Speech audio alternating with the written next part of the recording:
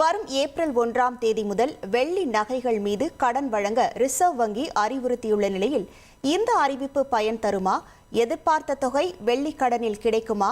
யாருக்கு பயனுள்ளதாக இருக்கும் இந்த அறிவிப்பு என்பது குறித்து எமது செய்தியாளர் ஆனந்த் எழுப்பிய கேள்விகளுக்கு பாலக்கோடு பகுதி மக்கள் தெரிவித்த பதில்களை பார்க்கலாம். இப்போ ஆர்பிஐ புதுசாக வெள்ளிக்கும் தங்கத்துக்கு லோன் கொடுக்குற மாதிரி வெள்ளிக்கு லோன் கொடுக்குறதுன்னு சொல்லியிருக்கிறாங்க. இது பார்த்தீங்கன்னா நடுத்தர குடும்பத்துக்கு இல்லாதவங்களுக்கும் ஒரு பயனுள்ளதாக இருக்கும். இன்றைக்கி வசதி வாய்ப்பு படித்தவங்க மட்டும்தான் இன்றைக்கி தங்க நகை வாங்குறாங்க. இல்லாதவங்களுக்கு வெள்ளி நகை தான் வச்சுருப்பாங்க. இதனால் அவங்களுக்கு யூஸ்ஃபுல்லாக தான் இருக்கும்.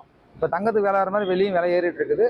அது மக்களுக்கு பயனுள்ளதாக தான் இருக்கும். வெள்ளிகளுக்கு லோன் வழங்கினால் மிகவும் ஏழை எளிய மக்களிடம் வெள்ளிகள் உள்ளது. நல்ல வசதி உள்ள ஆட்களுக்கு மட்டும்தான் தங்கம் உள்ளது. வெள்ளிகளுக்கும் லோன் வழங்கினால் ரொம்ப ஏழை மக்களுக்கு வசதியாக இருக்கும். தங்கம் எல்லாம் வச்சிருப்பாங்க, கம்மியாக தான் வச்சிருப்பாங்க. ஆனால் வெள்ளின்றது பார்த்தீங்கன்னா எல்லாருமே கொஞ்சம் வாங்கி வச்சிருப்பாங்க. வெள்ளி மேலேயும் முதலீடு செய்யணும். அது ஸ்லோவாக முன்னேறிட்டு வந்துட்டு இருக்கோம். 10 வருஷத்துக்கு முன்னாடி வெள்ளி மேலே அவ்வளோ ஆர்வம் யாருக்கும் இல்லை. ஆனால் இப்போ புதியதாக வெள்ளி விலை அதிகமாக போயிட்டதால் எல்லாரும் வெள்ளி மேலே ஒரு ஆர்வம் ஏற்பட்டுட்டு வருது. இது ஒரு நல்ல ஒரு முன்னேற்றம் தான். வெள்ளி